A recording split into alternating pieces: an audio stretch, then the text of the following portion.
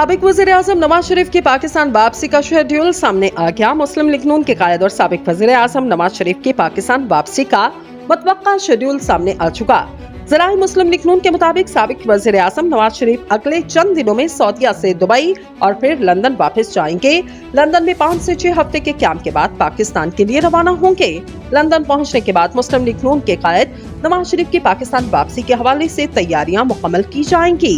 Saudi अरब में नवाज शरीफ की शाही खानदान से अहम मुलाकातें भी हुईं।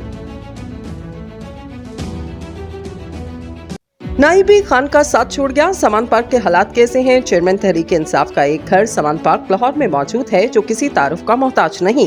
एक वक्त था यहाँ दिन रात इनके पार्टी के वर्कर्स का हजूम रहता था। रमजान के रोजे हो या फिर ईद, कारकुनान तमाम खुशी के लम्हात कायद इमरान खान के साथ मिलकर मनाया करते थे, पर अब हकीकत ये है कि यहाँ एक नाई तक भी नजर नहीं आता।